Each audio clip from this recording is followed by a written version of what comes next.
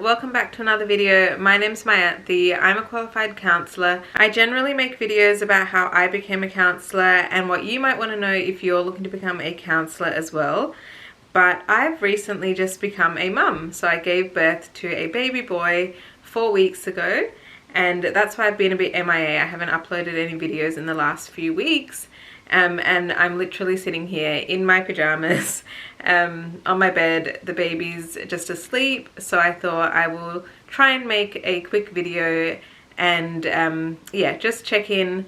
So basically in today's video I thought I'd talk about self-identity, how that can change through different life stages and even just different kind of contexts that you might be in your life, because that's something that I've kind of dealt with throughout, and now becoming a mum is a new identity, and it's kind of brought up some thoughts for me. And I was even having a chat with my cousin recently, and she was kind of talking about how it's hard to put yourself out there as something that people wouldn't know you as usually. So like starting a new line of work or just doing something different with your life and feeling like you may be judged or having that imposter syndrome feeling.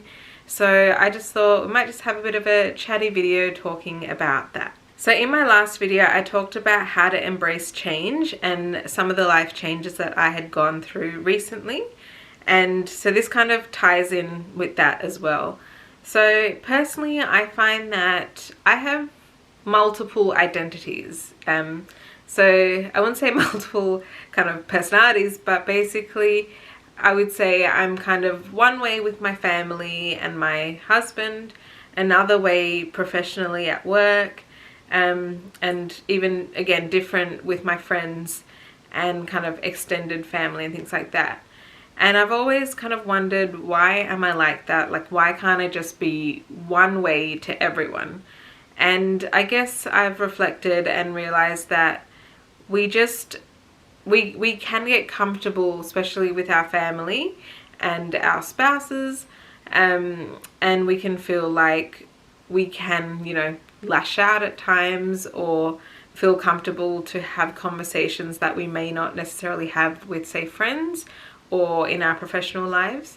So there's just that comfort level that you may have with your family that you feel like you can actually speak your mind or act in a certain way that you may not behave outside of your family. And you know, sometimes it may be okay and sometimes it's not okay. It just depends, I guess, what you feel comfortable with and how people will kind of accept and take that. And you know, if you're going to act a certain way with your friends that you acted with your family, they may judge you for that, or you may feel like you may lose your friends if you do that. Another thing I've also kind of felt is, you know, when you go on holiday, you feel like you can dress a certain way. Like you just feel more comfortable to wear clothes that you wouldn't necessarily wear in your everyday life. And I've always had that thought, like, why do I feel like that? And I've actually seen other people talk about this as well. Not in a, you know, any deep kind of way, but they're just like, oh, when I go on holiday I feel more comfortable wearing more colors or wearing more like kind of out there outfits. And there's this thing where when we're known for being a certain way, so in our usual environment or with our colleagues, with family, with friends, we're known as a certain person, as someone who dresses a certain way. So to then change that and show them a different side is kind of uncomfortable. I personally feel like I'd be judged or I'd be looked at a certain way, like, who does she think she is? Why is she wearing that? She doesn't normally wear that. So it's something that, like, I personally feel comfortable wearing clothes that would be different to my usual everyday clothes when I do go overseas or interstate, when I'm not around my usual kind of friends or family. And it seems kind of strange because I am one person, we all are the one person, but we have these kind of different identities that we're kind of okay with sharing with certain people. And I think the main thing is just reflecting and going, well, who do I want to present myself as to the majority of people? Obviously in your professional life you have to act a certain way versus like with your friends and with your family.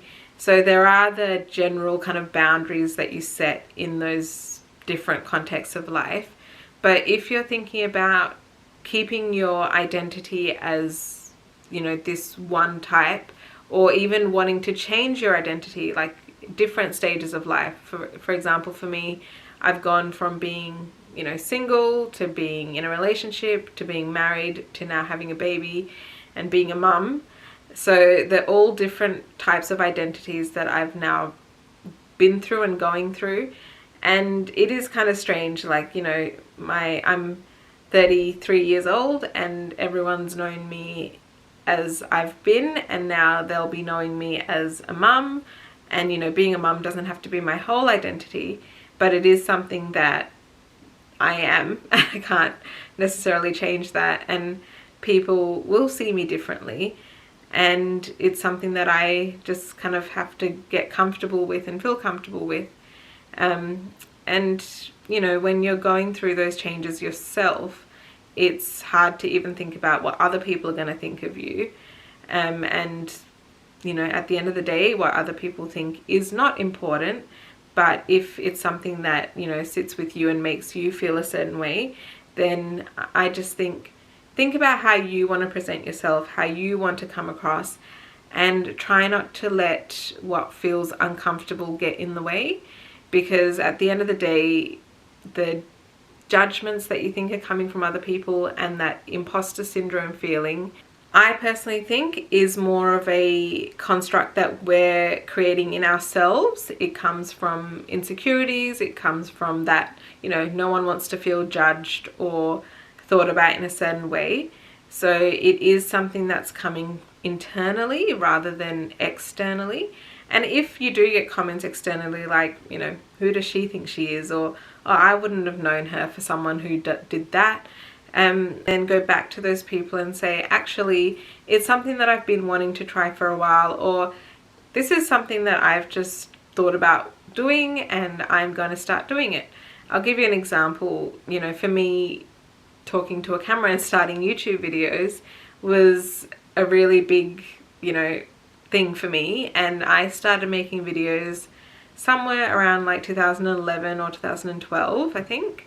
I've hidden all my past videos that aren't relevant to the videos that I make now. But when I made that first video, I actually got my friend to sit in the corner of the room, so I didn't feel like I was just talking to a camera and I didn't feel uncomfortable. But it was definitely stepping out of my comfort zone. I didn't really think I'd be someone who would be, you know, making videos and creating content, all these things, but it's something that I really wanted to do. So I just had to step out of my comfort zone and say, you know what, I enjoy watching these videos and I want to make videos myself, so I'm going to do it. And I just needed, you know, that help from my friend to start. And I found that no one really questioned it. Like, I thought people would be like, oh my god, she's so weird, or like, it's strange, especially, you know, being many years ago. Like now a lot more people are doing this, but in Adelaide, when I was living in Adelaide, not many people were making videos and content creating. So yeah, I was thinking I'd be getting comments like, oh my god, like she's weird.